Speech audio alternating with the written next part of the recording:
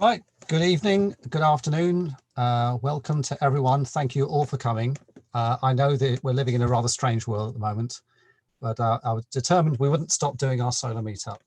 So I've just got my usual intro presentation, which I shall now seamlessly share, if it works.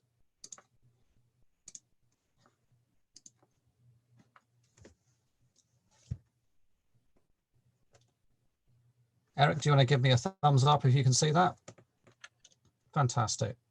So welcome. This is the London Lucene Solr meetup group. Not yet. Can't see it yet. See gray.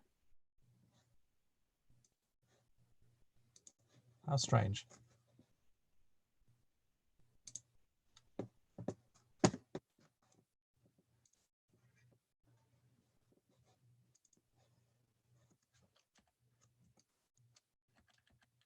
How's that? Good. Fantastic. Going well so far. Okay, so the London Lucene Solr meetup group, for those of you who've joined recently, and I think we've had a lot of people join the last week, which is very gratifying. We've got 559 members. Please do let other people you know who run Lucene and Solr know about the group. We're always looking for talks, so if you've got an interesting talk you'd like to give, let me know. Hosts and sponsors for when we're back in the real world. We like to have someone to host us and pay for some beer and pizza. I'd like to extend my thanks to Eric and Nate, who are going to be our speakers tonight. As you may know, they were scheduled to speak at the last real life meetup Thursday. On the Thursday, I was woken up at 5 in the morning by Eric to say, we're flying home now. So unfortunately, we had to cancel at a very short notice. And for those of you who are traveling to the meetup, my apologies, but some of you have already said it was probably the best decision to make at the time. So, oh dear, dates for your diary. Sorry about this. This has got lots of big black lines saying things are cancelled. Haystack was cancelled. Berlin Buzzwords probably isn't going ahead. Mices, which was after Buzzwords, is cancelled. All very depressing.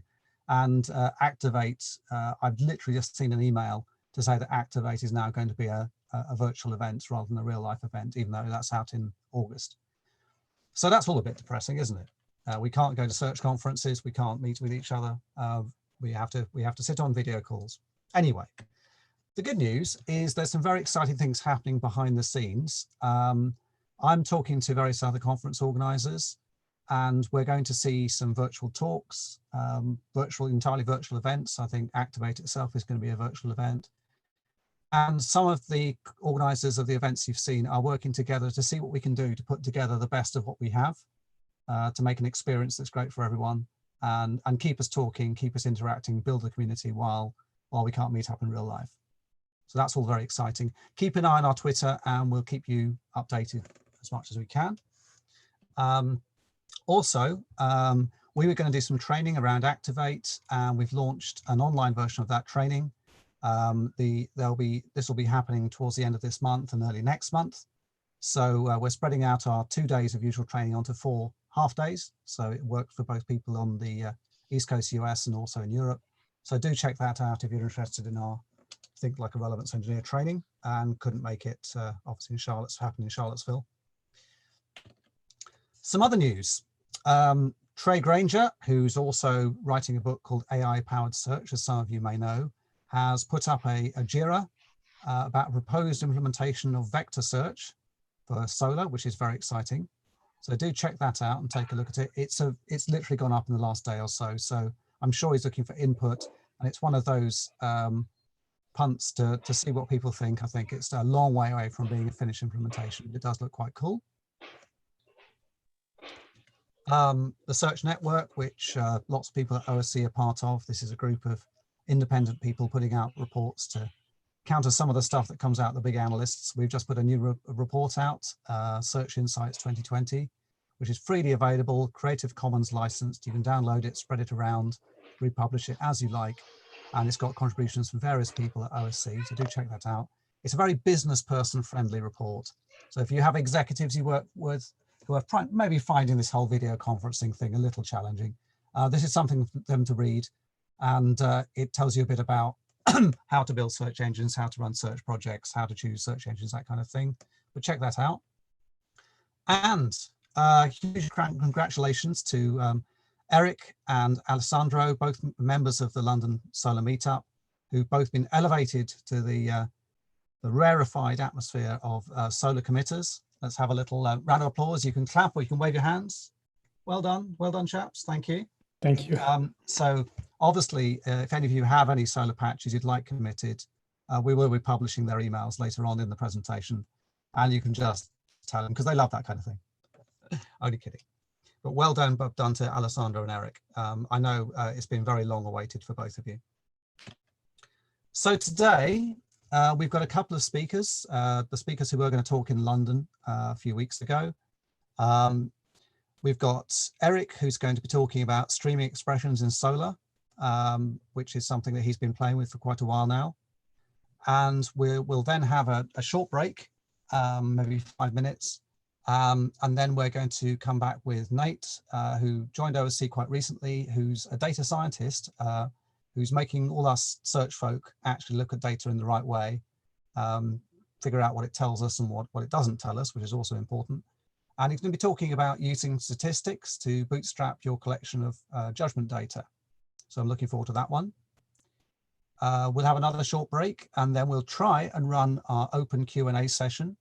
Not quite sure how successful that will be. So bear in mind, this is the first time we've done the virtual meetup, and we are pretty much making it up as we go along.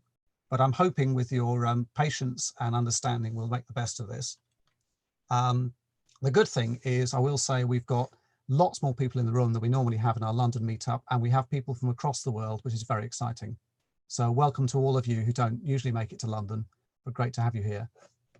And I'm also glad that after a day of staring at a video conference, you're all quite happy to spend several more hours staring at a video conference. So we'll try our online meetup. I've got a few guidelines for you. So please mute your mic unless you've been prompted to ask a question or you're presenting. We all know what it's like on conferences where people start shuffling papers on their desk or their dogs are barking while they're meant to be listening.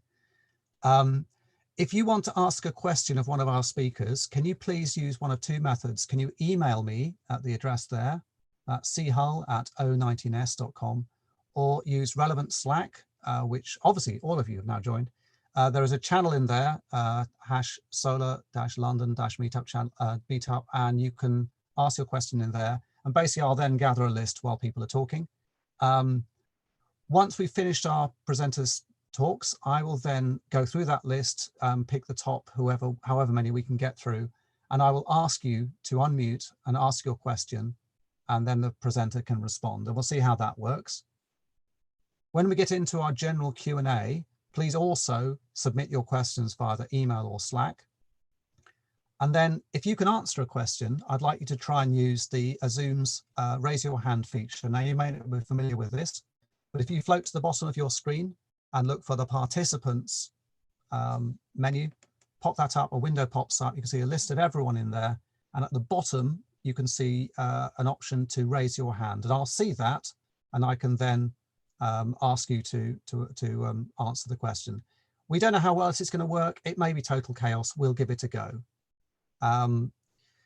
If you would like to applaud our speakers and you're muted, you can use the time-honored tradition, and what people quite often do at conferences now, for those that are uncomfortable with loud noise, is to just do the jazz hands, wave your hands.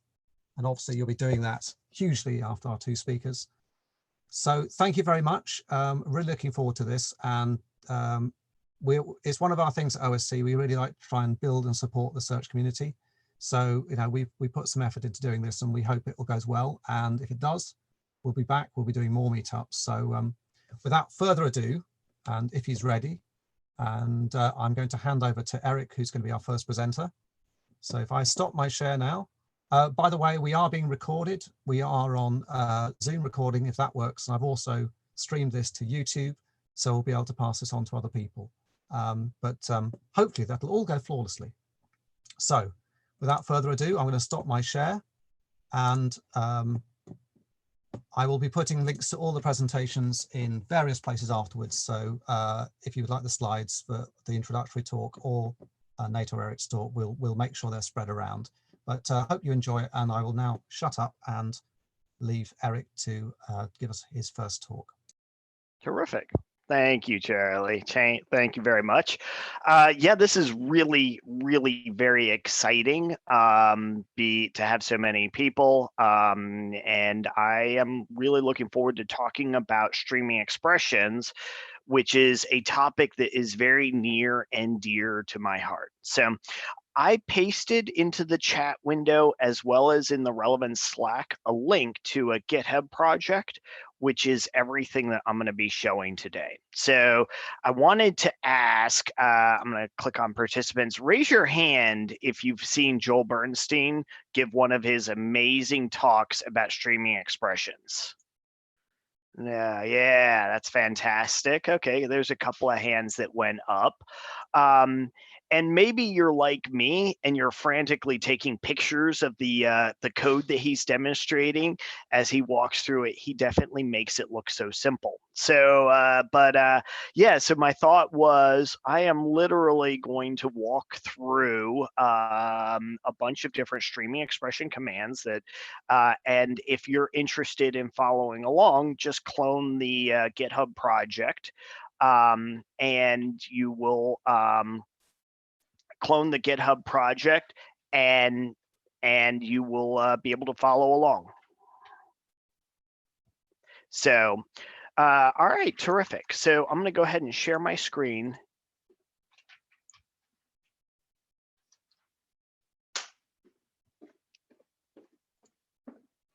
So, all right, so here's the GitHub project. So, all right, so just to kind of set a little bit of quick context, streaming expressions is the idea. It has been around since about late Solr 5.5, Solr 6.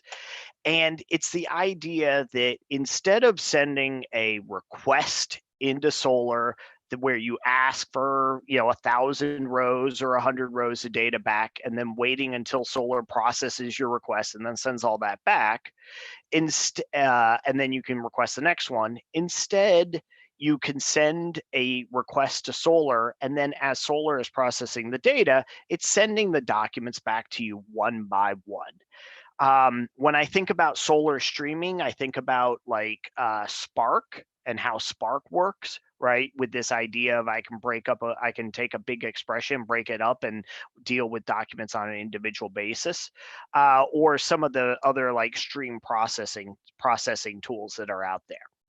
And so this has been in Solr for a couple of years now. And so let me go ahead and just dive into the sort of the hello world here of streaming expressions. So here I have my Solr 8.5. I have a very simple cluster that I fired up using that Docker image. And I've got one shard or one collection, books. And that's what I'm going to get started with. And I don't know if all of you have noticed, but nicely, we actually have the UI to work with Stream built right in. I'm going to go ahead and try and make my screen a little bit larger. Let me know if that is, if you can't see. So streaming expression, right? We always have to start with a hello world. Looks a syntax like this. You have a command with a set of parameters. So here is echo hello world. And as you can see, I sent this into Solr. That's the URL that I used, and I get back a result set. And the way streaming expressions works in Solr is that you get back a long list of documents. And this is a connection that is open to Solr. So if you're getting back one document, it sends back the documents, and then you get back this EOF equals true. And that's what tells you as the client you're done. But if you're opening a connection and asking for, say, 1 million documents back, then the connection just stays open and you can keep writing things out. So I've done, so streaming expression, you just open a connection, and as it processes the data, it gets it back. But as you can see, little hello world right here, very, very quick. So let me do something maybe a little more interesting. let me say, hey, maybe I want to wrap, rename my tuple here from echo hello world to maybe message as hello world. So you can see I've wrapped my echo expression with another expression. And that's sort of the magic of streaming expressions, is that you start adding one expression to the next expression to the next expression. And then I pass in a set of parameters. So I've said, so I've got my echo command, and then I've got a select command around it that lets me rename my tuple field.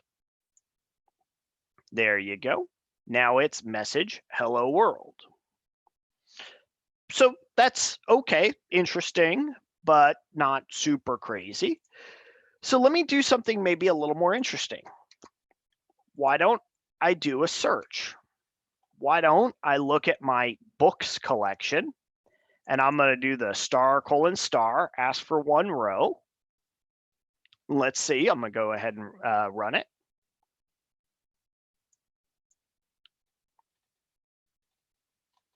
And as you can see, I did a search on my books collection in Solr, and it's returning a set of documents. So this is the default book sample data that comes with Solr.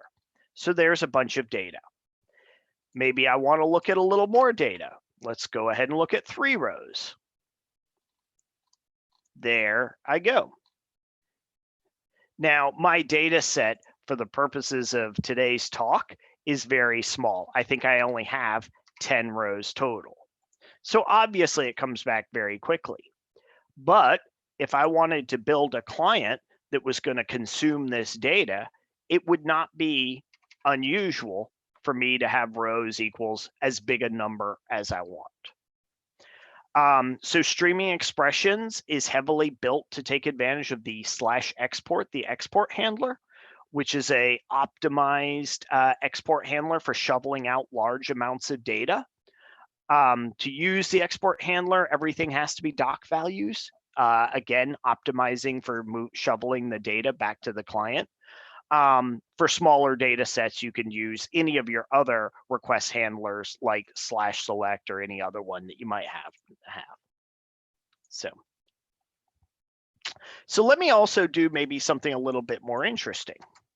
So maybe I'm interested not in always looking at the first document in the index, but maybe I want to just randomly sample what's in my index.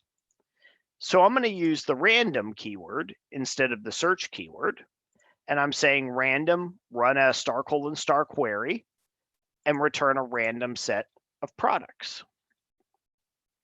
Now, my query could be any query. So maybe I want to randomly only look at out of stock books. So there I change it. And there's only 2 out of stock books. So I would expect I pretty much get the same 2 books back, but you can see I can run any query. So that's interesting. That's kind of cool. And I can use this user interface, or if I prefer to use my curl command, let's see, get that size to where somebody will get a chance to see it.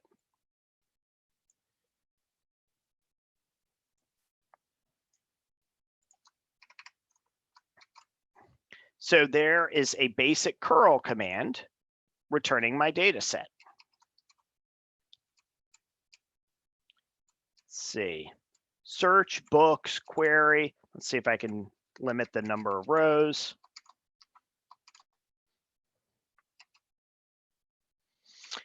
So this gives a really easy way of manipulating the data inside of Solr. So let me, so most people, and I've got a whole bunch of links at the end, are using streaming, Solr streaming queries for driving lots of like analytics and visualization type use cases. However, today I'm really excited to just kind of show you how I do a lot of like ETL and data manipulation work by using streaming expressions.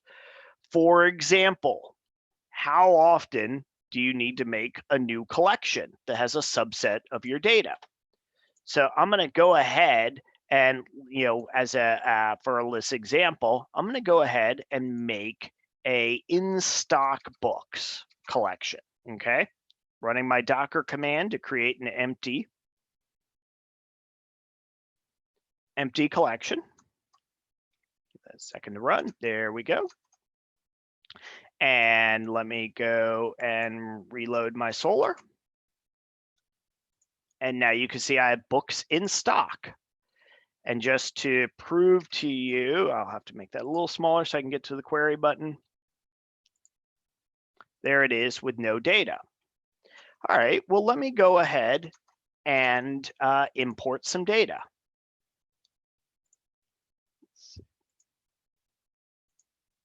Books.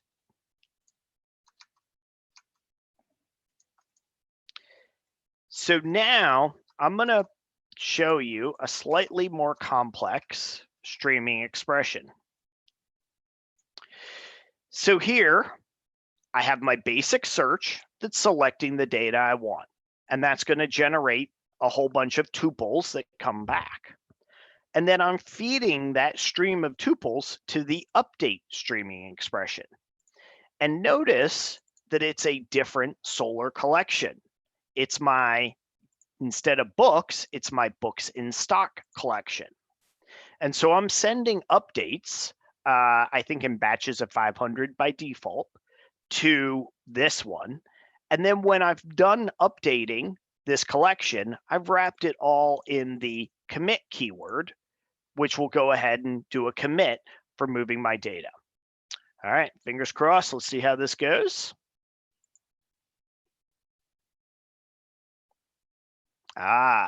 So now the whole explanation maybe looks a little bit more interesting.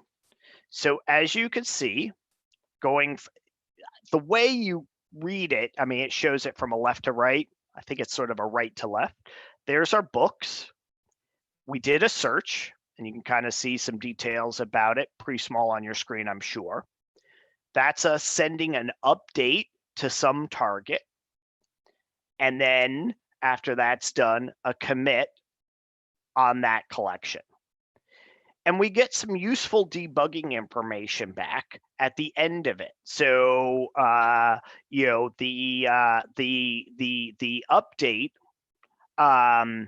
update stage in here is going ahead and wrapping and providing some additional metadata. So how many batches, how many were indexed, what batch indexed. We have 8 documents. So we did one batch and there were 8 in that batch that were indexed. If we did them in smaller batches, you get a whole bunch of rows for every sort of batch that it was collected. So let's go check it out. Make sure I'm still telling the truth. Execute query. And now you notice we're on our books in stock and we have 8 documents, all of them being ones that are in stock. So that is kind of cool. That's a pretty, kind of cool that I can move data around between my different environments. In Solr 8.5, we actually just got a new keyword, and that is the delete keyword.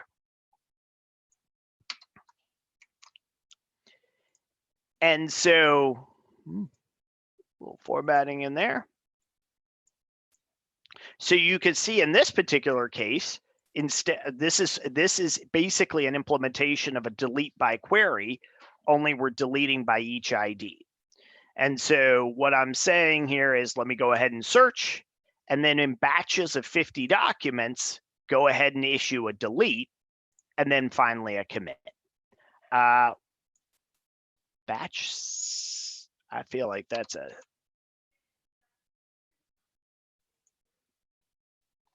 there we go. And you can see we did just a single batch because there were 50. And now when I go back and I query for my data, everything's gone.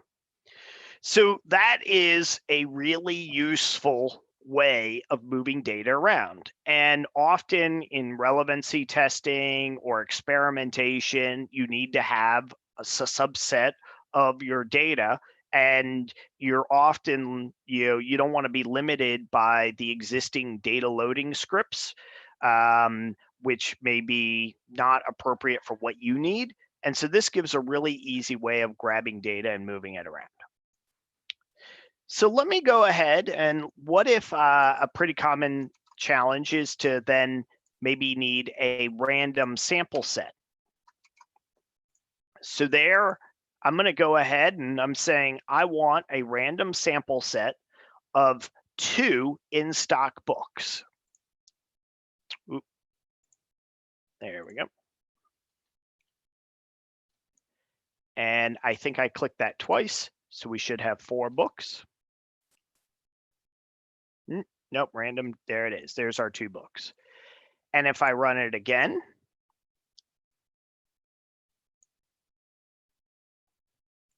we'll see with such a small sample size, it might, yep, okay, there we're up to 4 books. So, you can use this to sort of randomly grab a set of documents that you need. So that's all kind of cool, right? And you can see potentially how you could do a lot of ETL processes with this. I'll share a link at the very end of this, but one of the sources for data could be, instead of a random or a search query on a Solr index, you could also pull data from a JDBC data set. You can also pull data from CSV files. So streaming expressions is getting pretty close to potentially being a replacement for the data import handler for a lot of the things that you might use DIH for. And it's one of the things I'm really excited about. So moving right along. So what about if I have a development environment where I want to keep it up to date with the information that's in production, right? What if I have a copy of my index? I'm going to go ahead and create a new shard called books_copy.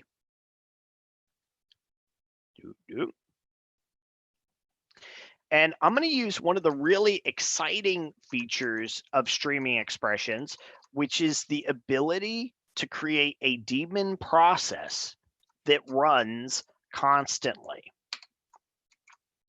all while still and just using my same streaming expression infrastructure. So this should look pretty similar, right? I'm randomly grabbing one document and I'm updating it into my books copy, and I'm going to do a commit. And I'm saying, take that entire streaming expression and run it every 15 seconds. Can't remember if that's milliseconds or what, but every 15 seconds. And I've given this daemon process an ID, so later on, I can go back and look it up. So let me go ahead and run that. And I get this nice message back that this daemon process is running on what specific shard and replica. So now, just to prove to you that I'm not lying, let's go ahead and look at this daemon process. So that is an API call. So I'm going to Solr book stream action list. So one thing that is annoying is that daemon process was registered on a specific shard and replica. Oh, no, there it is. Yeah, sorry, I misread it. So you can see it returns and it tells me when it started, the ID, it's currently waiting to run, and how many iterations. So this one is running, pretty frequently, and you can see it running. And if I go in and do a query, if I go check my books copy,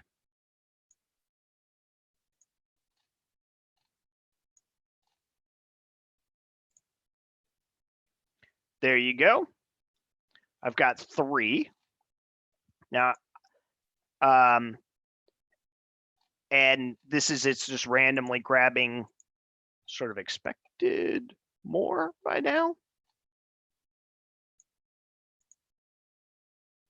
still just 3. So that is that daemon process that is registered. Yeah. So that's that daemon process running there. So let me take a quick detour into what you can do with a daemon process. So I showed you that you can list a daemon process.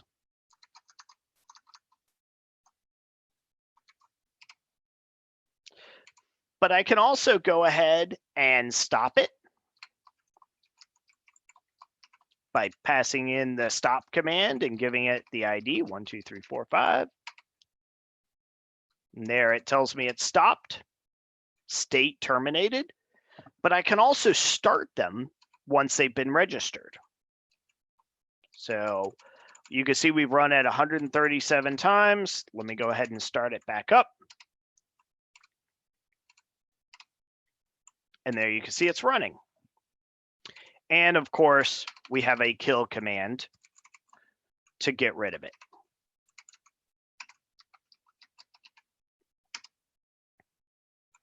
There you go.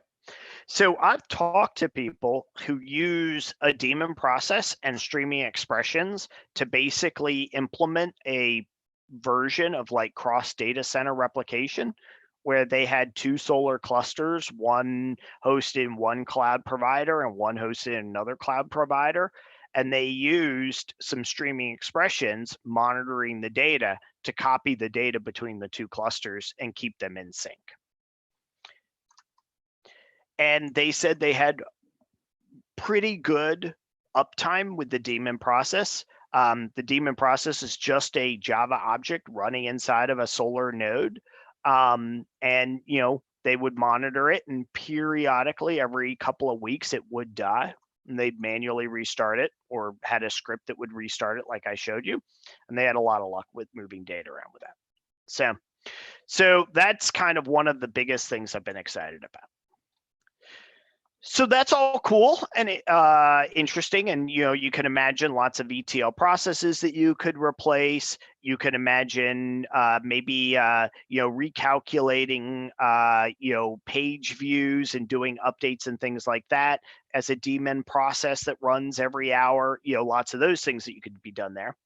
But what I want to show you is something that I've been messing around with a lot, which is all about how do I reindex my data when I'm doing relevancy tuning. So a really common situation in relevancy tuning is we're changing around all of our how we index our data.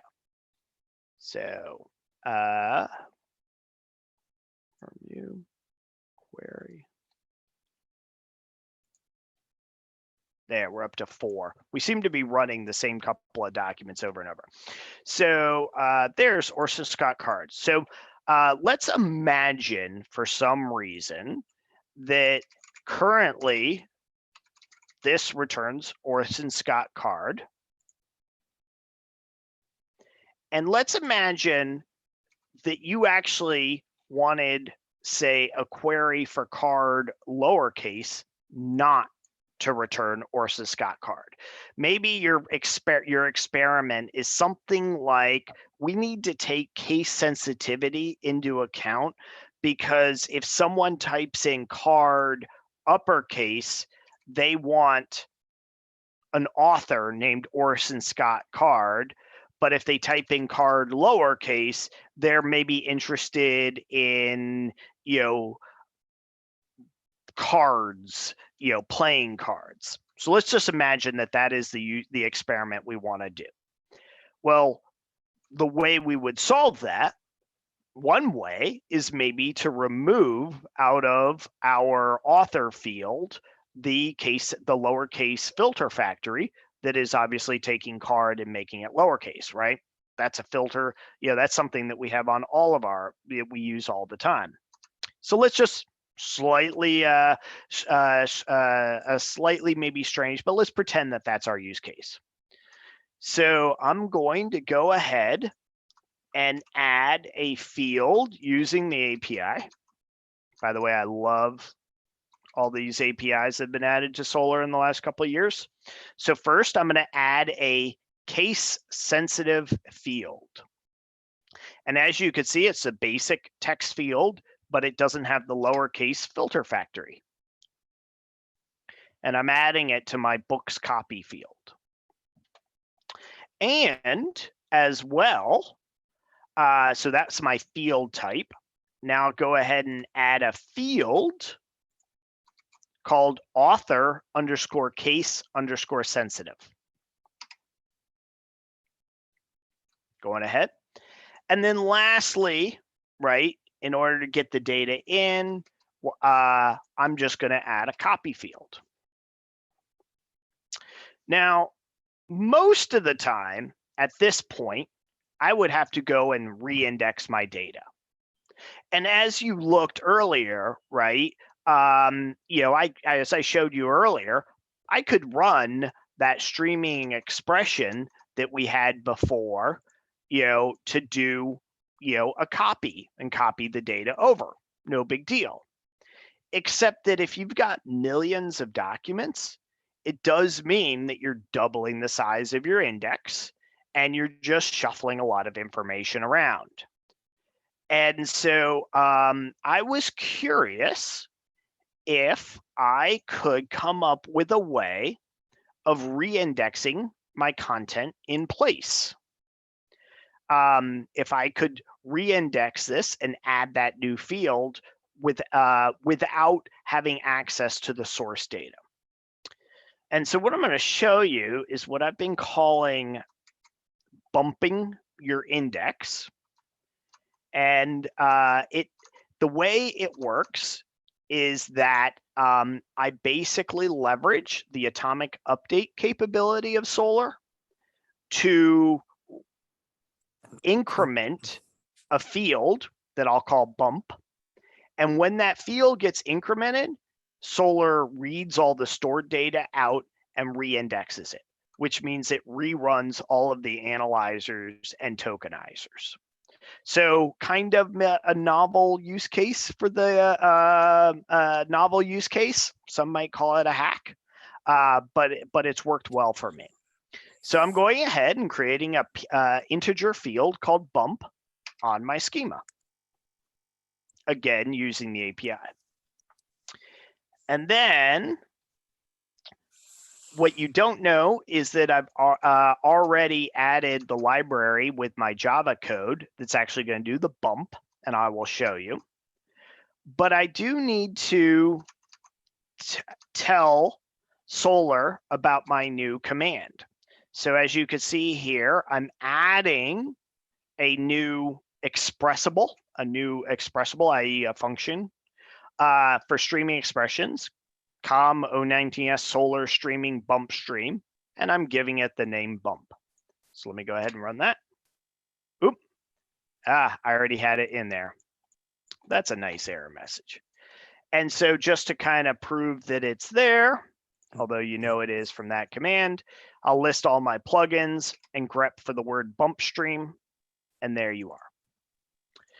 So one of the reasons I was really excited about streaming expressions is because conceptually, it seemed a lot simpler to be able to write your own code for Solr than maybe some of the other ways that we, hack Solr.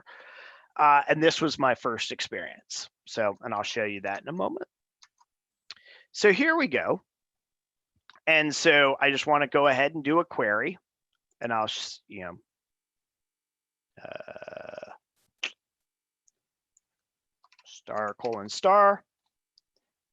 As you can see, here's my documents. And now I'm going to go ahead and bump it.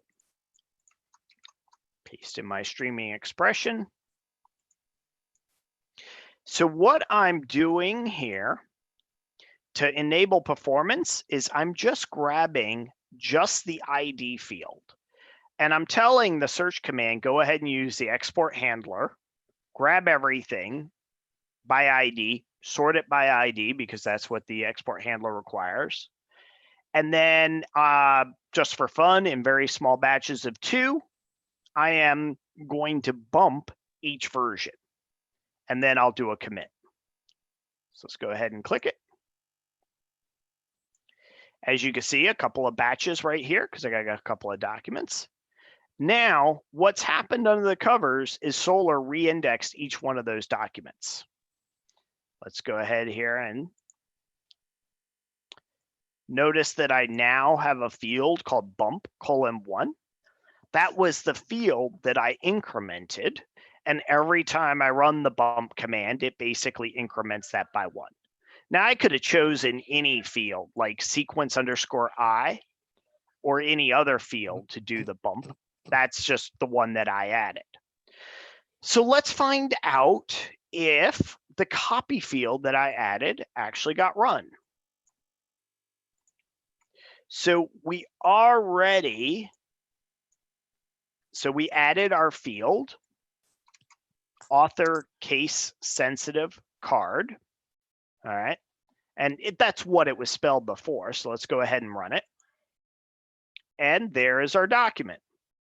But the real test is, if it's lowercased, because it's our new field type, do we get 0 results back? Yay, look at that. So you could see that we added a new field and updated our Solr index in place. Sure, there's lots of questions about what all the limitations or ramifications of that are, and definitely happy to chat about them. To kind of wrap this up, I'll just go ahead and run this bump command one more time. And let's see if our bump incremented, and it did to 2. So you can see that that's running. So the last bit that I wanted to show you all is actually how simple it is to write your own streaming expressions. Some of you all may laugh, I am an Eclipse person till the day I die. But so here is, it's one class that I had to write. And so a bump, a stream right here. And the heart of this piece of code was a method called convert tuple to Solr documents.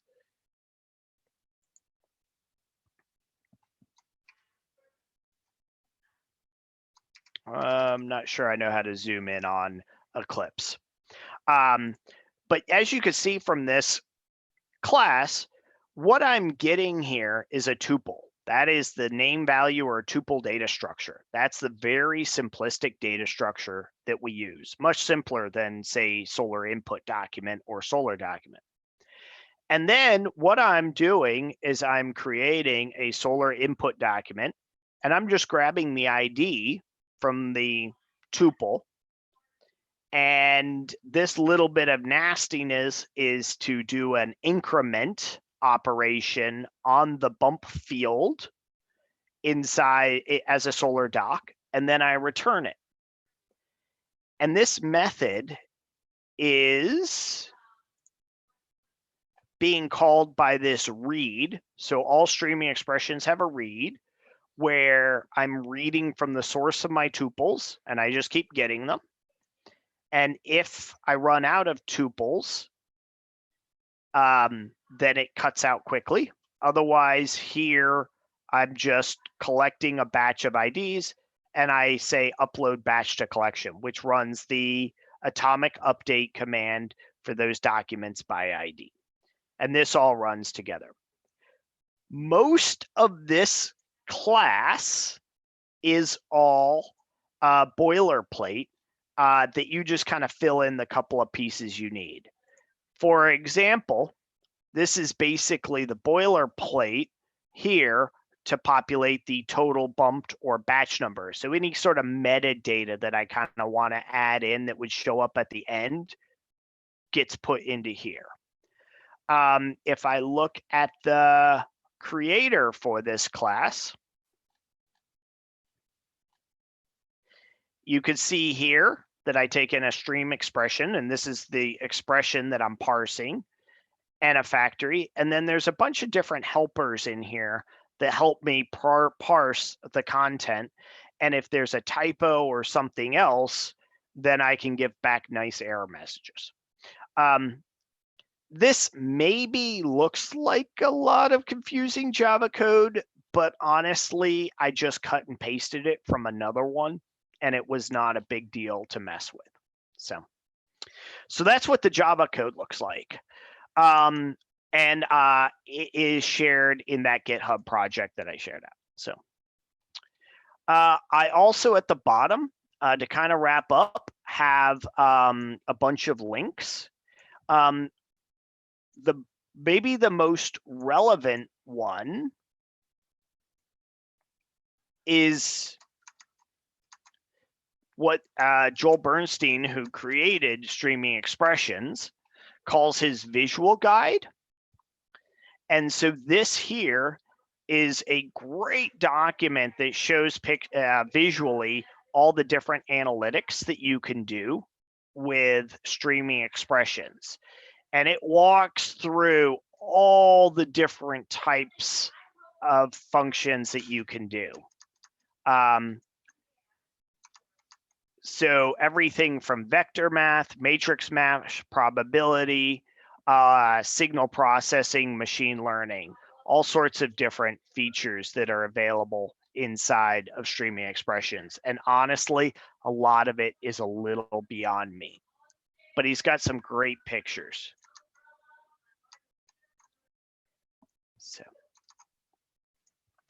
So yeah, so that's that link that I think is really interesting. To see this all in action, Joel has been posting on Twitter since we're living in a time of coronavirus. He's been posting on Twitter some interesting visualizations, all done using, this is Apache Zeppelin and the Solr plugin for Apache. But you can see some interesting charts that can be made. And yeah, lots of different interesting ideas. So thank you. So over to you, Charlie. Thank you, Eric. Let's just get to where I need to be, and so I can actually see myself. Eric, could you stop your share, please? There we go. Okay. So thank you, everyone. Firstly, I think if you'd all like to show your appreciation for Eric for his talk, you can wave your hands, you can unmute your microphone, shout something, video on. Thank you, Eric. Thank you very much. Well done. Brilliant. Well done. Thank you. Fantastic. Okay. Oh, you can even put claps at a clap. So we actually have some questions. I'm going to ask these to Eric, and or I can actually ask the people who've put them in the Slack if they'd like to ask them in person. So I've got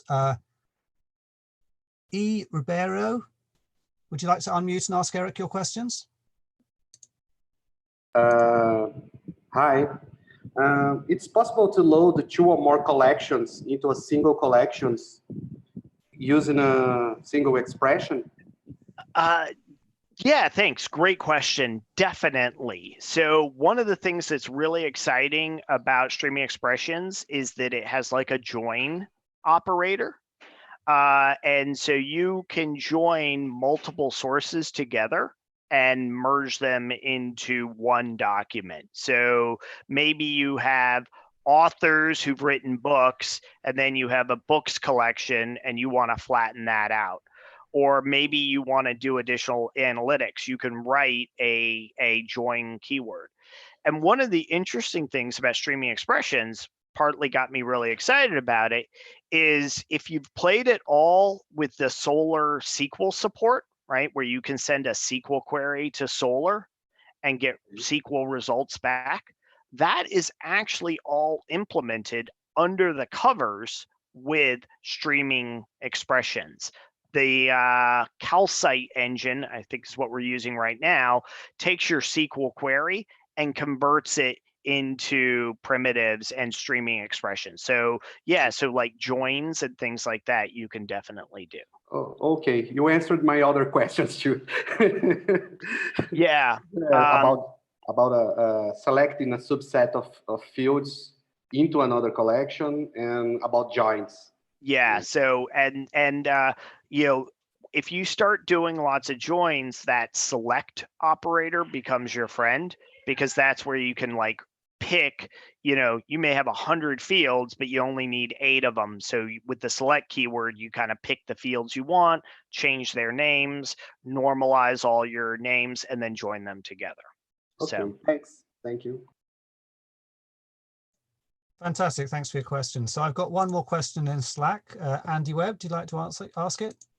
Yeah, sure. Hi. So you mentioned using streaming expressions as a replacement for DIH. I'm like, wow, yeah, I think we need to look at that. Is that something that you or others have production experience of doing? Yeah. And has anybody written any notes that we can stand on the shoulders of giants there? It's interesting. I think one of the reasons why I was so excited to talk to you all about is that there are people using streaming expressions for production use cases, including Solr itself. If you looked at the reindex collection or the update collection command, it's basically a reindex collection command. It's a giant streaming expression under the covers that copies all your data from one collection to another. And so, I suspect that any weaknesses that we have are getting dog fooded by the community and will be made better.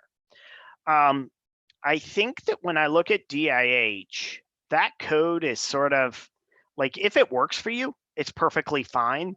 But if you mess with it and weird things happen, it's really kind of frustrating. And DIH is not really getting much support. And I find that you get to the end of like what transformers and data manipulations you have available in DIH, and you have to write your own code, or you're mucking around in the source system. You don't have the flexibility this has. So I know people are using the streaming expression plus JDBC in production. And I think that it's as reliable as DIH is itself. I think that it's as reliable, but I don't yet see people recommending it yet. So. Okay, thank you. Okay, so thank you, Andy, for your question. Do we have anybody else who'd like to ask a question? Do stick your hand up in the Zoom participants window if you've got a question for Eric.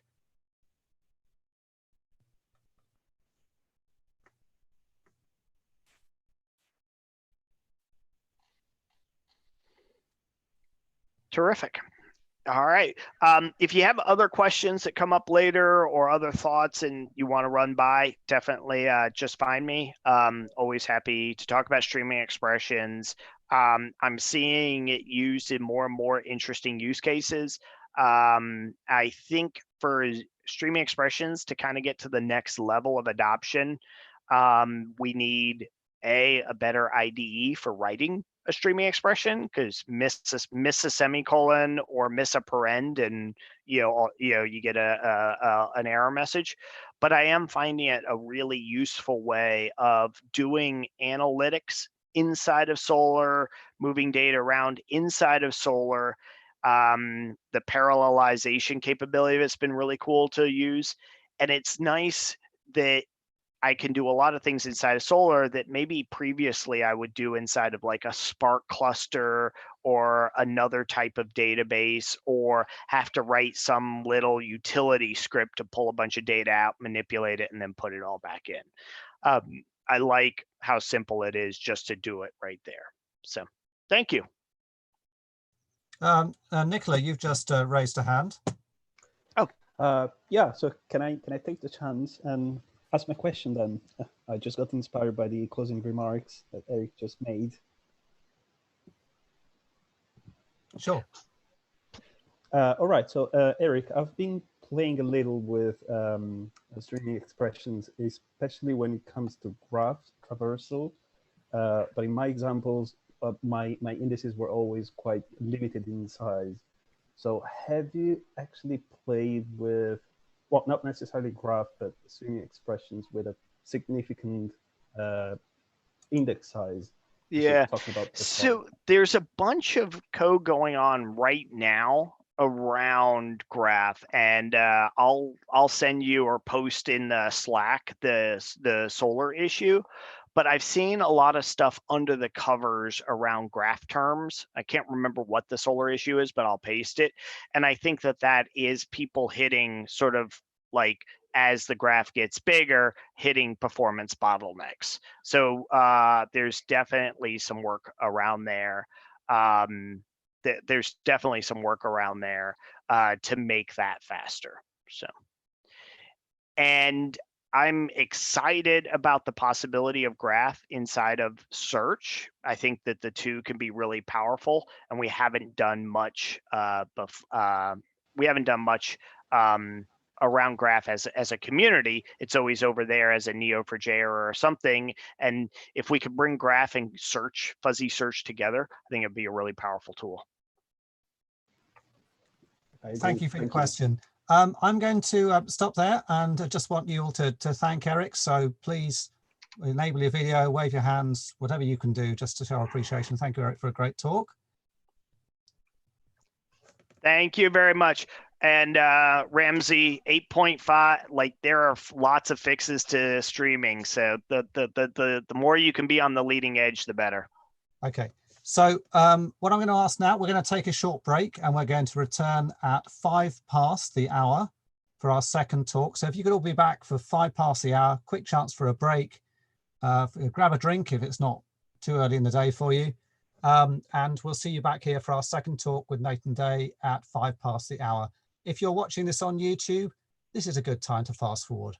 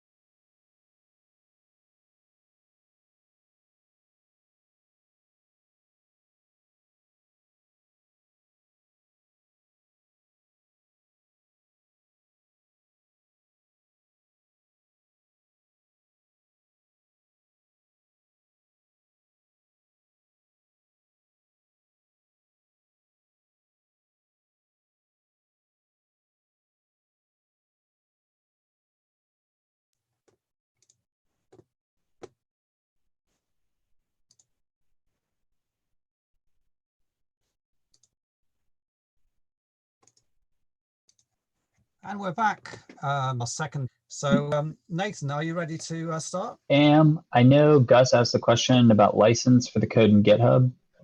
Did Eric back with us? I am. So yeah, I think it's just Apache ASL 2.0. I'll put a license in. Lovely. Yeah, Charlie, should just go for it. Get ready. Yeah, sure. Go ahead. All right. Well, thanks everyone for coming and doing this meetup. It's definitely a first for me. Just get my screen set up real quick. Yeah, I'm excited to see how this goes. So, okay. So what I want to talk about today is kind of this idea of starting from nothing with judgments and getting to somewhere, and how we can kind of take advantage of some statistical tooling to make ourselves a little bit more efficient with this, right? We don't want to judge too many things. We don't want to judge too few things. We want to judge just the right things. And so this is kind of derived from this paper. If you guys want to just jump out of the talk right now, you can go read this paper. Probably be a little faster to hang around. But this is kind of the source of truth for a lot of this. So when I talk about judgments, just so we can set up some common vocab for us, we're really using judgments as a way to put some numbers into how good search results are, right? It's a measuring stick that we're going to use when we want to tinker with things, right? We want to add a new boost. Maybe we want to add a new field. We want to see how those things actually impact the system. And so given a query, a judgment is just the resulting documents being graded, right? And it's relevant to the context. So it kind of comes from what that person was seeking, how good a document is for answering that informational need. This can be done with analytics. It can also be done with humans. I'm kind of talking about the human end of it, right? If you have an analytics clickstream hooked up, just soak it all in if you can. But humans are kind of the gold standard, right? We're getting there, but not quite all the way there. And even Google still relies heavily on what they call their human raters. And so these are Google's stats from last year, just about how many experiments they run, and then how many changes those experiments resulted in. So I know not everyone's at Google scale, right? But this is still the model that I think we should be chasing when we talk about tinkering with search, right? I mean, you don't, depending on what the business stake is for search applications, these things matter, and we need a way to be able to show other people outside the search team it's helping. We need a way that it's not just me or you looking at a handful of queries and saying, oh yeah, looks good to me, right? So why is this so important for search? And the reason is it's because search is always changing, right? Whether it's just a seasonal catalog update, maybe everyone's getting chickens for their backyard now that we're all stuck at home, got to homestead ourselves out of this quarantine. But things are going to be changing. Maybe it's your index, maybe it's what people are looking for. And it's also trying to respond to language, right? Humans are creative. Language is always changing. There are going to be patterns, but we're not going to really be able to sit down and measure absolutely everything. So when we can't do that, that really kind of creates some uncertainty in how well our search is doing. But that's not necessarily a bad thing, right? This idea of uncertainty isn't search specific. It kind of crops up a lot of places in the world, right? Science is a wonderful example. We've been dealing with trying to answer tough questions about things that we don't fully understand or things we can't measure with this idea of controlled experiments for a long time. And the whole idea when I talk about an experiment is for us to take a little moment and try and improve our understanding of one piece, right? We're trying to kind of carve away at that unknown and learn something new that we didn't know before it. So one of my favorite, hold on one second.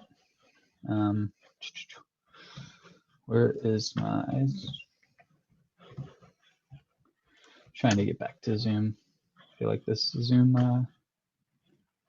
1, 2, chat. make sure I'm not missing anybody in chat. Lovely. Thank you for sharing that. That's perfect.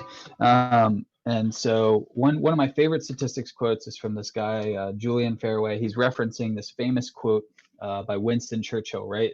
And it may or may not be from Winston Churchill, but it's democracy is the worst form of government except for all the others, right? And he says the same thing about stats, right? And we can say the same thing with respect to how it helps us reason in the face of uncertainty. It's not entirely satisfying, but the alternatives are worse. And I want to really drive home the point. I think it's something that I live and breathe, but having something come out as statistically significant or something like that, it's not a magic bullet, right? It's one of these tools to really help us process not being able to see everything perfectly. And so if we're going to kind of say hello to statistics, lean in, maybe start a relationship there. The whole real big idea is that if you're not going to be able to measure everything absolutely, we want to be able to sample something, and we want that sample to be as representative as possible of what's actually happening in the whole. Another huge piece of it is leaning into the uncertainty, maybe the variability in it, not trying to just take a simple point thing like a mean and pretend that that's really representative of what's going on. One of the big things that I think about with doing all of these tests is starting to think about numbers more in terms of the shapes of the distribution they're representing and less about the actual single numbers themselves, because we're going to kind of think about, we'll see some bell curves here in a second, but we really want to be thinking about how overlapping are these kind of distributions, right? It's not just about this number is greater than this number, it's about what the shapes look like. And so there's two tools that I'm going to cover briefly as part of this, hypothesis tests and power calculations. So the first one here is hypothesis tests. We've probably all encountered one of these at some point.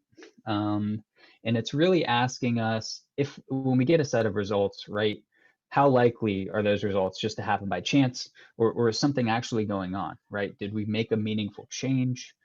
Is something happening in the system? And this often gets distilled down to this one question: is this significant or not? And I've been in plenty of conversations since I've joined OSC where someone reports it wasn't statistically significant, and that's it, right? That's kind of the end of the discussion, and people just kind of take it and move on. But I think there's a huge kind of, it's not awakening, it's probably too strong, but a big movement in lots of different disciplines of science right now to kind of move away from just treating the p-value as a gospel truth and treating it as part of a report, right? So this idea is not that old in terms of other scientific ideas. It's 1925, this guy, R.A. Fisher, super famous statistician. It revolves around this idea of the p-value, which goes back even further than that. It's this idea of a probability of observing a value as big as we did or bigger. And so you can kind of think of this similar to a false positive rate. So if we get a p-value of 0.1, there's a 10% chance of us observing something that big or bigger just by random chance. And so typically lots of convention, and this goes back to Fisher himself, is staked around this p-value of 0.05. He even has some really choice quotes that it's kind of an arbitrary line to draw in the sand, a 1 out of 20 chance of a false positive, but it's been tenaciously held on to, and lots of people kind of, it's been contentious with the people that he was working with since 10 years after he first started talking about it, and it's still contentious today. People go so far as to say it's done disservices to like scientific progress, right? Because if you have a p-value of 0.04, it's significant, you publish. If you have a p-value of 0.06, it's not significant, you don't publish, right? And the difference there is really just 2%. So that's another thing. If you come away from this, at least have kind of a better take, like that 06 still tells you something, right? And so I want to kind of take some time and talk about this little app I made as a demo. I just popped up on the wrong screen. And so this is an app that I kind of punnily named Model T. It's designed to help visualize what's going on with a t-test, which is one of the most famous and widely used kind of hypothesis tests. out there. We have two populations we're going to compare here. We have the red population and the blue population. And so what these sliders are up here in these top corners and this top square on the left is we're going to be able to control what the true, the population level actually is. The mean of the population is 0. The standard deviation, or how wide or tight, how smushed or peaky the distribution is what standard deviation controls. So mean is the center, standard deviation is kind of the width. And so we can control the truth for red and we can control the truth for blue. And then what this slider, number of samples, does is it allows us to take a simulated draw from those populations. And so if we set it on 10, every time I click resample, you'll notice the dots here in this first gray graph change where they are, right? And so what those dots are representing are the actual draws from the population. And so we know, because of how we have the slider set, that the true populations are identical, right? Nothing is different. But what I want to show is that even just by sampling, we're going to kind of get different looks in on that truth every time we do it. The bottom gray panel is the distributions that are approximated by the actual samples there in that first panel.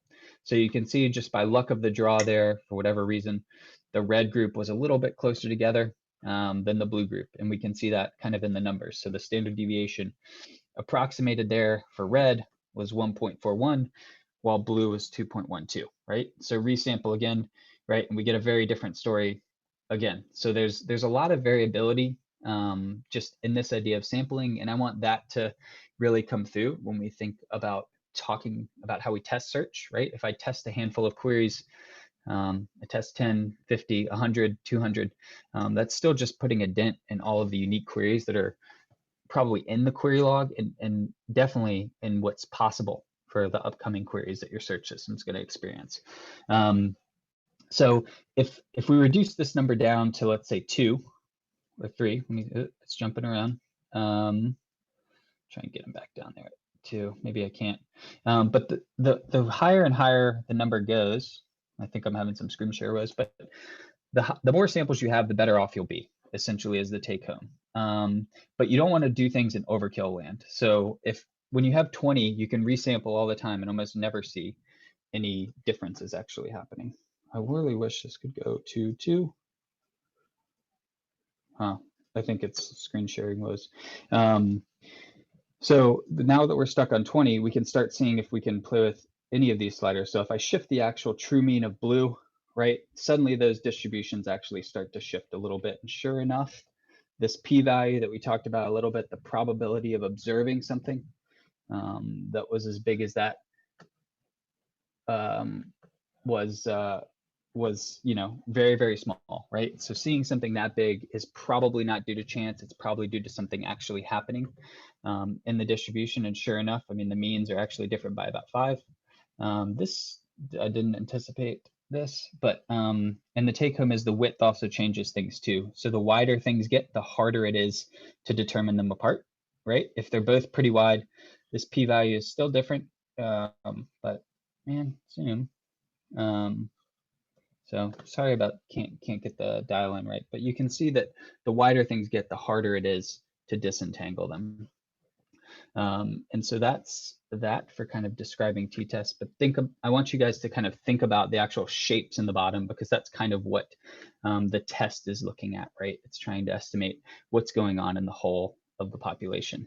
Man, maybe this is my mouse. I'm going to stop my share and restart it real quick. Apologies.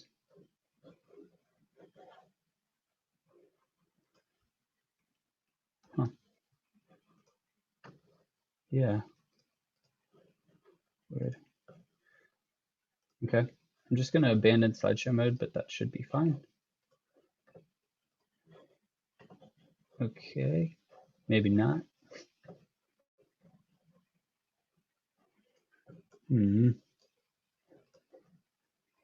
I'm in some weird purgatory.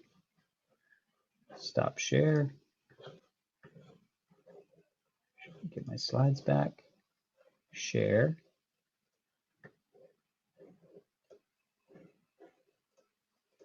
Huh. I'm like, weird.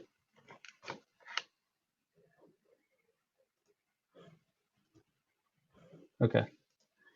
All right. Can you guys see slides back? Okay, cool. Sorry about that. That was looks like some of my external stuff set up. But the other piece after the hypothesis test is this idea of kind of power calculation. And like we talked about with the p-value was how likely we were going to have as a false positive, right? How likely we were to detect something by chance and call it positive, and 0.05 is kind of that cutoff. There's another coefficient here referred to as beta usually, and this is the idea of if there is an actual effect happening, how likely are we going to be to detect it? And so this is kind of the central unit of this idea of iteratively sampling to boost up to the number of judgments that we actually need. And so it's typically used beforehand to estimate kind of how many samples you need to take, right? This is a much, much bigger deal if you're in a field like physical research or medicine. Imagine we're doing a clinical trial and we have to pitch something to the FDA over the course of a year, 2, and we need to know that we have a sufficient number of subjects in our trial to be able to do it. Or imagine that we're setting up a really complicated lab experiment and the cost on the materials, maybe we're doing something like a complex animal study, complex material study, the cost of setting it up is prohibitive. So we can only do but so many of them. And we want to make sure that we get the answer we need. We want to be able to get enough data so that we can actually answer the question we have in front of us. And so it's usually done ahead of time because of these considerations, but information retrieval is a little bit different, right? Where the cost of doing another judgment is probably, tethered to some hourly rate for getting a subject matter expert in there to do it. But it's not necessarily something that you can't go back and re-experiment on for a similar amount of money, right? We're not going to double our cost just because we have an extra round of judgments to do. And so this is a similar visualization. Hopefully this stays good now that I unplugged my monitors. And this is all about understanding what power is actually telling us. And so in the method that I'm trying to outlay here for how we can do judgments, we're really trying to solve for this power idea. And power is that idea of how likely we are to detect an effect if it's there, right? How good are we at seeing changes when they exist? And so what we're trying to do is determine how many searches or topics we need to actually do judgments on. So if we slide this down to 4, we're going to keep D right here is kind of the effect size, right? That's the difference in the centers of those distributions. This alpha is the p-value that we were talking about, that false positive rate. And you can kind of think of power as the false negative rate, right? So typically people set it at 0.8. So that means 20% of the time when there's actually a change, you're not going to be able to detect it.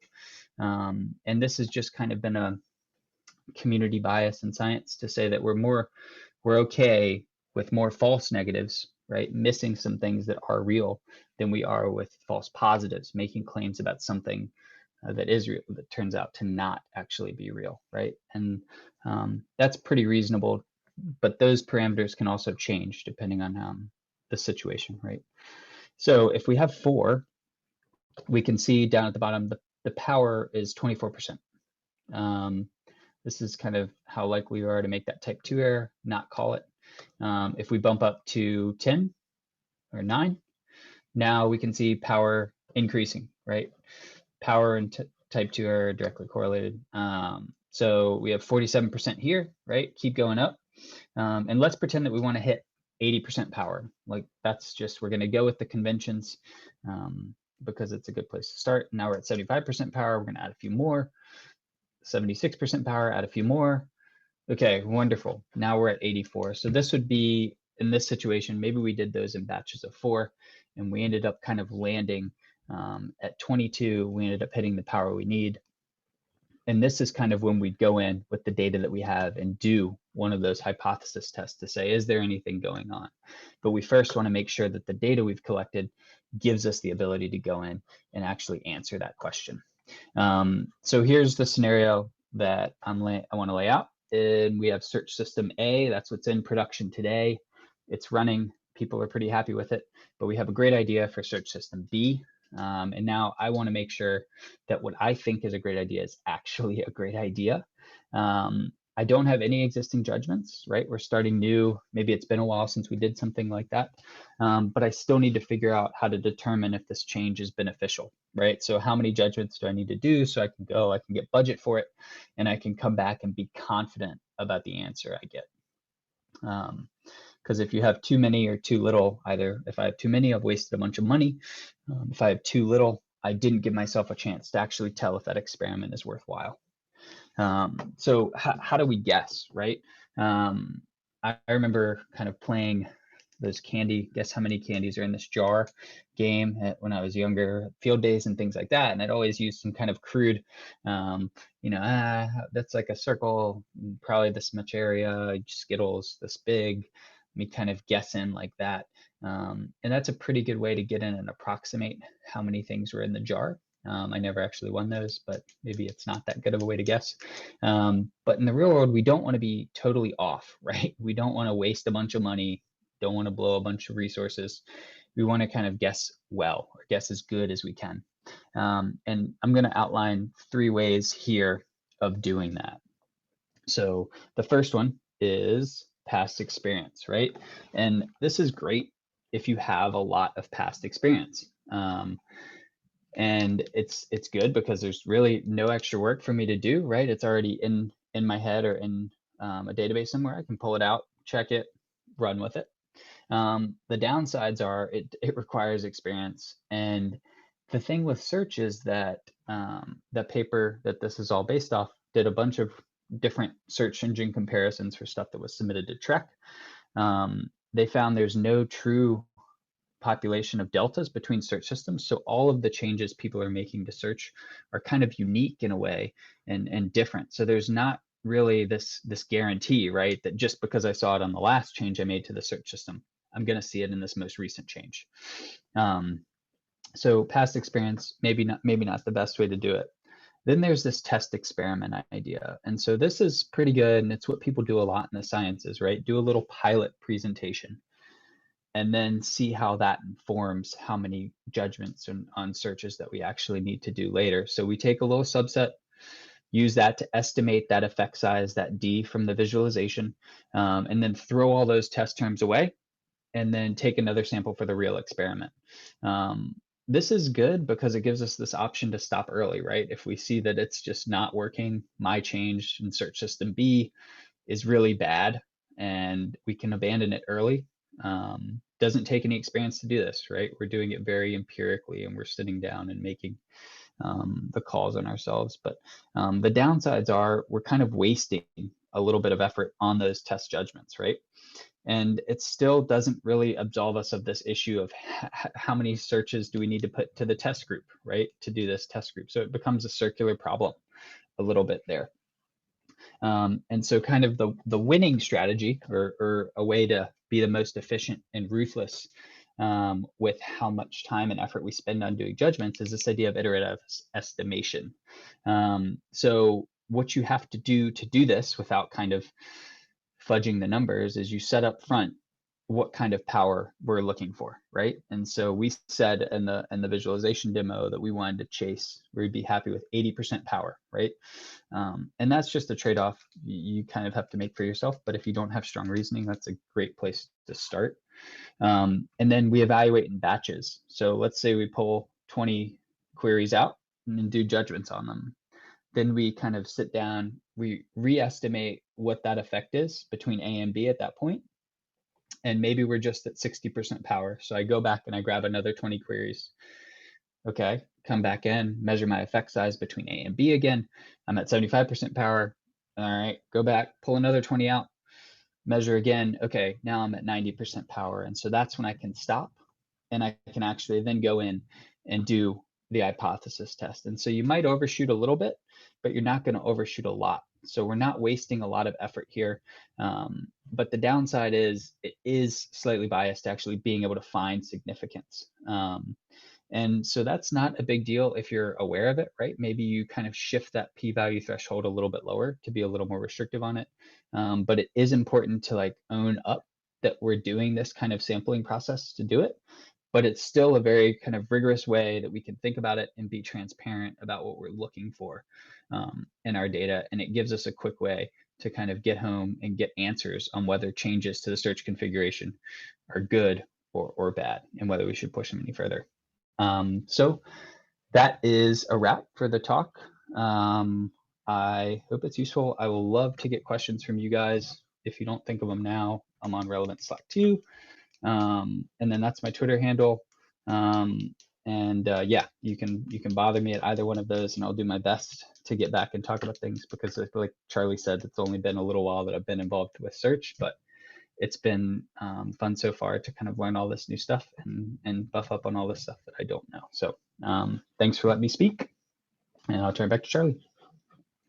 Fantastic, Nate. Thank you so much. A round of applause, a round of virtual applause. Hands are being waved. Hands are being waved. So thank you very much. So does anybody have any questions for Nate? I'm just checking the Slack now.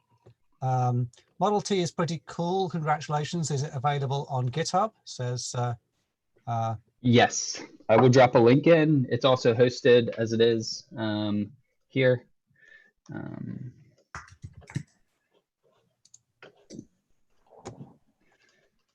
Yes, and all of that code is up on GitHub. Feel free to steal it and run with it. I don't think I have a formal license in there, but I will add that if someone wants to use it for a specific application. so there'll be links for this going into GitHub and going into Slack. Yep. We've got another question. Dimitri, do you want to ask your question? Yeah, sure. This was great talk, Nathan. Thank you. Yeah, I guess my question, since I'm sort of studying / experimenting with LTR at the moment, I'm generating these judgments automatically because I don't have like, you know, a pool of annotators. This is just the first stint in this. And so my question is, you know, is there any way for me to know if I generated enough of judgments for a useful experiment? Yeah, I mean, you can do the same. You can do the same process. There's no reason, I guess, for the analytics thing, right? If you're collecting kind of the click data or whatever approximation you're using out of that to make judgments, it's not necessarily as limiting as getting kind of some human experts in the room. So that's why I focused on that scenario. But the same idea applies in the sense that now that you have those judgments, you can kind of look in, see what that effect looks like between maybe with LTR, without LTR, or with LTR model 1 versus LTR model 2. You could do the same kind of power calculation there, and then that just gives you kind of a good, I guess, idea, right? When that statistical test comes back, if it's horribly underpowered, right, you maybe put a little bit less stock in it, right? And understand that you didn't have a good shot of detecting anything anyway. Versus if you have plenty of power and it comes back negative, then you're much more confident that you did it the right way. It's just not the right model. Does that answer your question?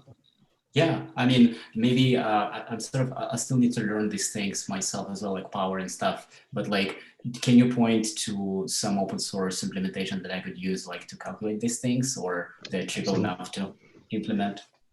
Yeah, absolutely. It's pretty much implemented in all languages. I'm kind of an R user myself, so I can point you definitely to some of those libs. Do you have a language that you're trying to use? Python. Yeah. No. Okay. Well, then I will drop.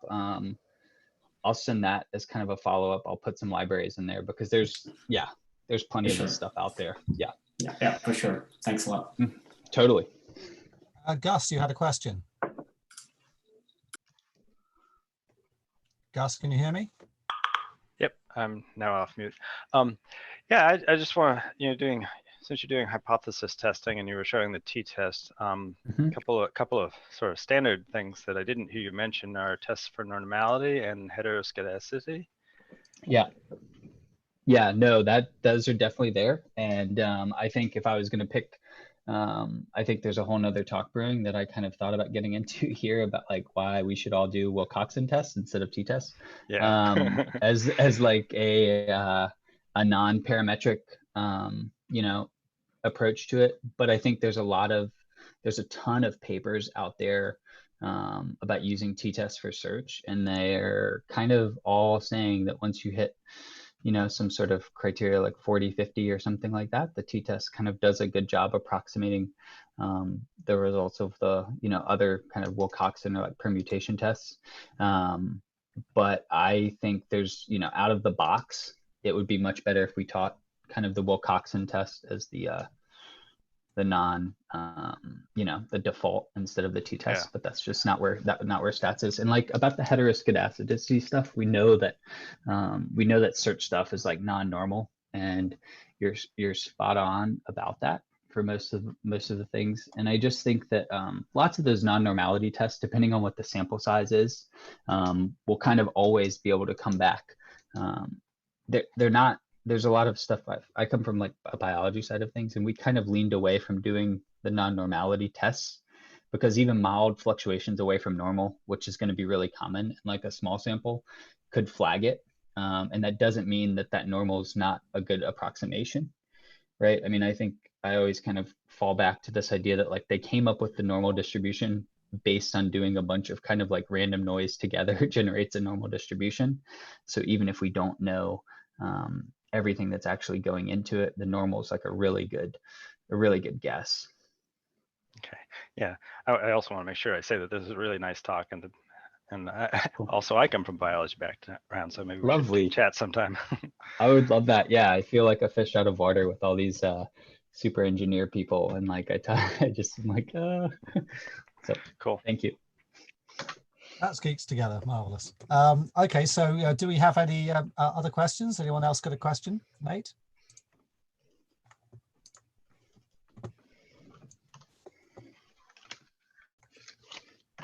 Fantastic. That's a wrap. So Nate, thank you very much. Again, Yes. hands are being waved, hands are being clapped. Thank you all. There we go. I'll pretend to be lots of people. Okay, so we're going to try an open Q&A now. So what I want you to do is all just think about your Solr questions, and we've got lots of people in the room who can help. We've got Eric, who's obviously a committer and co-wrote the first book on Solr. We've got Alessandro, newly minted committer, who knows a lot about Solr. We've got all kind of people. I'm looking down the names here. I think we've got a fantastic group of people. So what I suggest you do is just go away for 5 minutes, maybe take a little break. And what we'll do is we'll restart again at 1:45 for a general Q&A. And if you have a Solr question, if you could please write it into Slack or put it on the chat, and I will attempt to marshal it. And then when I ask the question, if you've got an answer to give, put your hand up using the participants window, and I'll try and get you in order. This may be total chaos, but we'll give it a go. But those of you who are used to jumping in on conversations, if you could just restrain yourself, and we'll try and use the hands, and we'll try and get everyone to have a voice, and we'll see how we go. So we're going to have a little break now, and then come back with your questions at 1:45. Thanks again, Nate.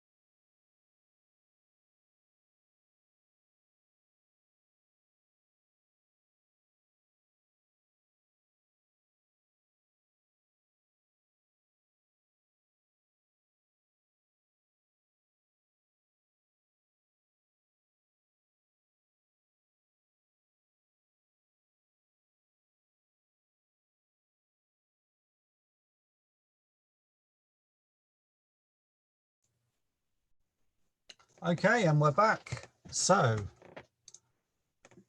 does anyone have a burning question on Solr? Nothing has really popped up on Slack. We've had a few people join, and obviously thank you for your thanks for everyone. It's been fun to run this. So I'm going to ask now, does anyone have any burning questions on Lucene or Solr or search in general that any of us could answer? Pop them in the chat, or maybe you could put your hand up.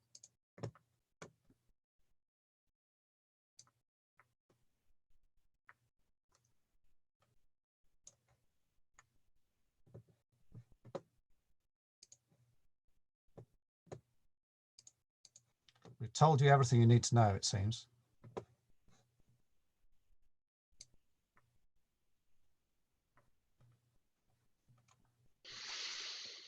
I'd be curious if anyone has used the Solr text tagger successfully for annotating your data. Anyone use the Oh wait, Solr I was text supposed to tagger? ask that. Put your hand up in the participants window if you've used the Solr text tagger.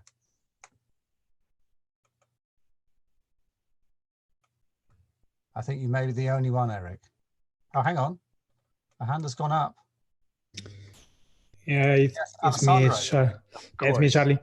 Go ahead. So I would say, I mean, I can't say really successfully, but there was a time that Apache Stumble used, Apache Stumble is an Apache project that was the output of the IKS European project about basically semantic extraction of data. Is now in the attic, but at the time Apache Stumble was using for name entity extraction and linking the Apache Solr text tagger, and it was used sometimes in production as well. So yeah, I mean, I didn't use it like on its own, but Stumble was using it and I was using Stumble and it was working quite fine. But I'm talking about like actually more like, yeah, 5-6 years ago. So I don't know if it's even the same version of Solr text tagger. Right, because I mean, it got added to Solr, and I think the challenge that I have is like, how clean does my data have to be to have it actually make some good matches? And it seems like if you've got good attributes, it might be useful for marking up your other data. Or if people have like said like, here's a whole bunch of attributes in a Solr collection, now let me annotate all my data against that. Tom, you had a point. Tom Perkins. Yeah, so I want also to react on that question. We don't use the Solr text tagger actually right now, but I did some research on it just to see if it could be used, because maybe it is a useful replacement out of the box for some functionality that we actually created ourselves before.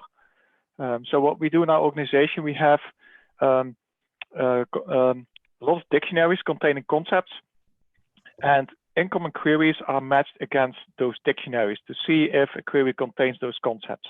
And when they do, they are being searched as phrases and not as loose terms anymore. And this is something that is in-house developed.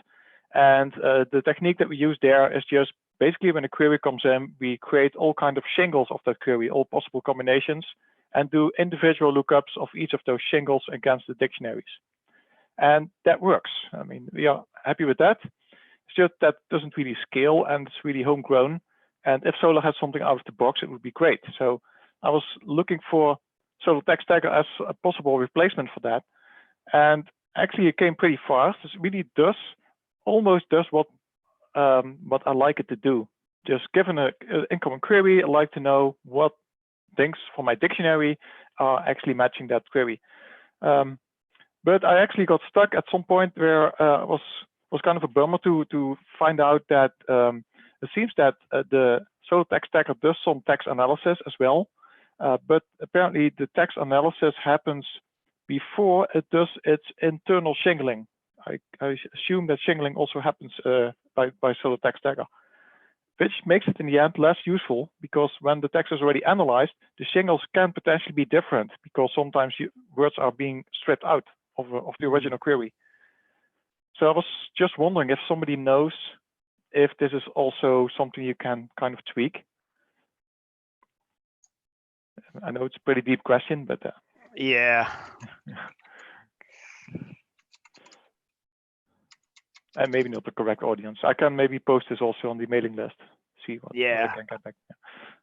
I definitely would love to, see more about that. I mean, like how to use it. I think it's a really powerful feature that was kind of over by the side, and now it's here. And I haven't successfully used it again. So partly because I think you want to have really clean data, right? That is your source.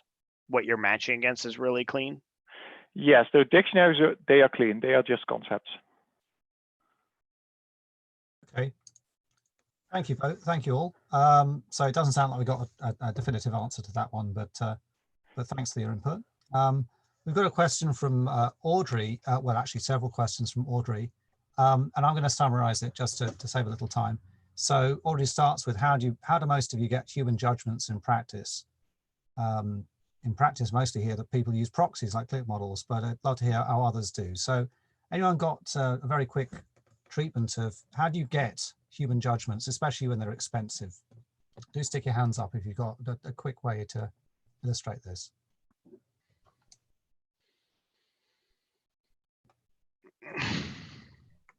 So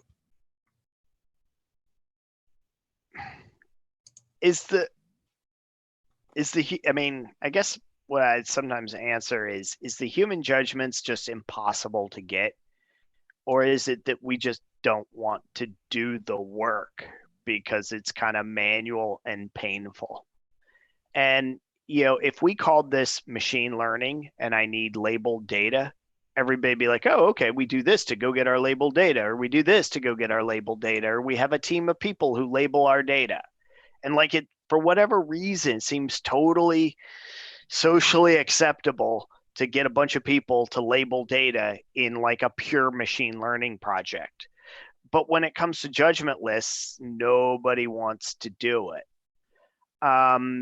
And I guess what I kind of wonder when I see like click models and that is, how do you know your click models are actually any good or working? And eventually somebody has to figure out, like, measure them to something.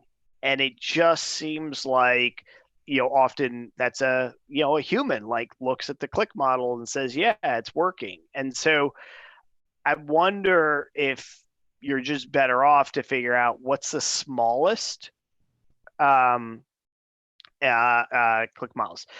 So in response to your email, Audrey, there's a lot of ways of getting that. So like we've done some projects with like medical associations and science associations, and they love having their members involved in rating documents. Like their members, I've noticed it specifically with associations, is like you get a group in the membership team to like label and tag documents, and they're all excited to do it. I'm not sure why, but I definitely see that. The other thing is that there are companies that go out and do this, right? So use case indexing Japanese. Are we getting back relevant results if we have no Japanese speakers on our team?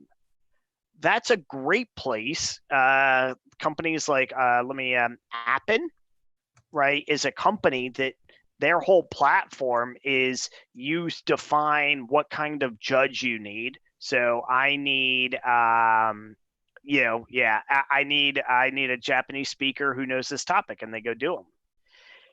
I think that if you don't have any money to get the judgments, in some ways you're I think you're sunk. I mean, not to put it too bluntly, but what I suspect is that you're going to spend a lot of money on developer time trying to figure out these click models and things, and not have a lot of confidence. And yeah, I mean, that is kind of the thing that I dislike about the Google and Facebook, is that they already have all that data, right? Like they were been hoarding and collecting that data for years, so they don't have to go out to get any information. They've already got it. But for the rest of us, where we're starting greenfield in a new area, we don't really have much. So that's sort of the starting place. Now, I mean, could you A/B test your stemmers, right? You have 2 or 3 stemmers, and we did I'll find a blog post, but like we did 3 different stemmers, and you could A/B test each one of those and see which one works. The one project that I've been involved in where we did Chinese instead of Japanese, thank God we had a business user on the other side who helped us understand, built that judgment list. And we went through 3 different CJK libraries for Solr. I'll find that blog article. Thanks, Eric. So maybe another solution is, of course, everyone wants to fund AI projects. So just pretend you're doing an AI project. You get money for that, and people will be happy to pay for human judgments. Maybe it has to. You just have to rebrand your search engine. So I've got a quick question here. Dimitri asks about Solr Cloud, and if anyone knows anything about how Solr Cloud is being developed and whether it's an active component under, active developments going on with it. Because Mark Miller stepped down and he was one of the people behind Solr Cloud. Does anyone have anything that isn't just a rumor, actual concrete information of where Solr Cloud is going? Or, I mean, I'm sure it is continuing to be developed.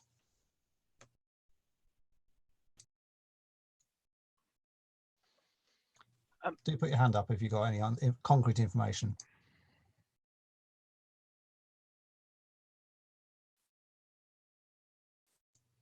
So that's a no then. Yeah. Nobody knows. Nobody knows. Okay, well, I'm just going to skip over. Sorry, Dimitri, nothing very concrete about that one, but maybe something a little more tractable. Ian asks about how do people monitor Solr queued requests? So you can see the detailed question on the chat here. How do you get total request latency, Jetty and plus Solr? How do we monitor that? Anyone got a feedback on that one?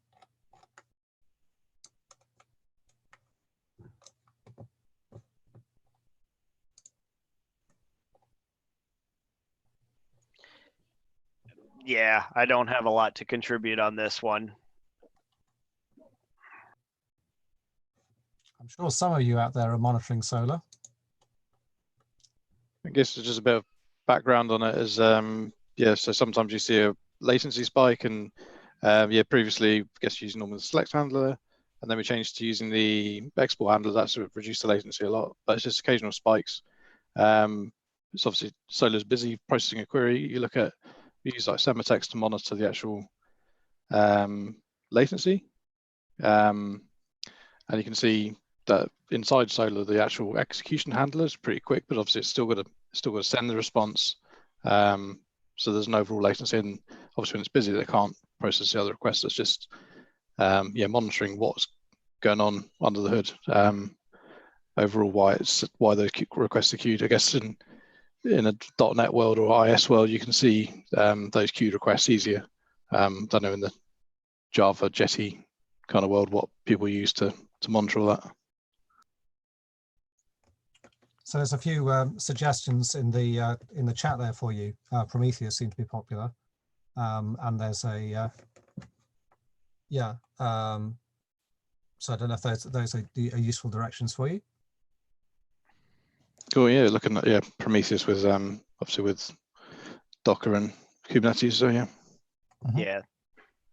Yeah, it seems like there's been a lot more stuff in Solr. Jaeger tracing, like a number of new libraries have been added, and I see a lot more traffic around like what analytics are we surfacing and sharing. So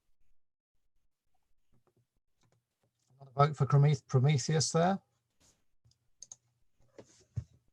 So yeah, so if have a go, and this is great because people are sharing the ways they do it, and that's what it's all about, really. The more we can share these methods that work for people, the better. And if even better, if you can wrap that up into a meetup talk and show us how you're doing it, that's always a great way to share what you're doing. So we've got a question here come from Slack from Dimitri again. Learning to rank in Solr. Is there a best practice for iterative training of the LTR model on new data coming from production? How do we do this?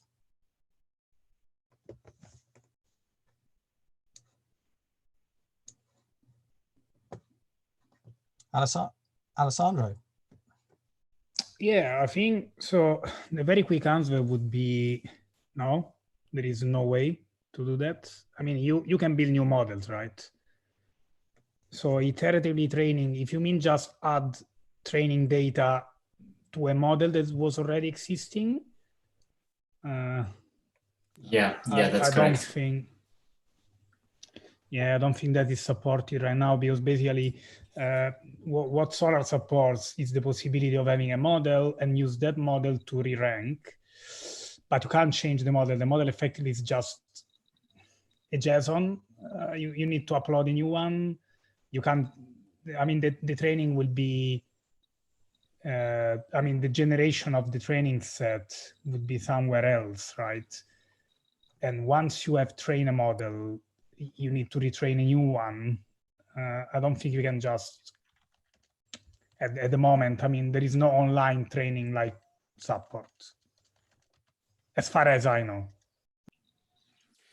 Maybe I can quickly clarify my question. I guess what I meant more is like, you know, like in PyTorch or TensorFlow, for instance, you can like take a snapshot of the model during training and then continue training with new data later.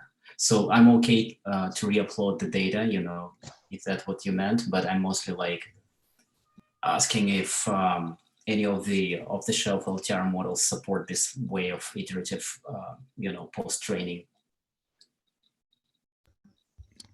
I mean, so basically, as I said, effectively for Solr, the learning to rank model is parsed from a JSON representation, and then it is used when you re-rank. So if when you train the model, you use like that kind of approach as you said. So you take a snapshot, you push it to Solr, then you take a snapshot after a while and you push it again to Solr with a different name or the same name, then you get a sort of iterative approach, right? I mean, Solr doesn't really need to know how you train the model, if that makes sense. Yeah. Maybe I didn't get the question.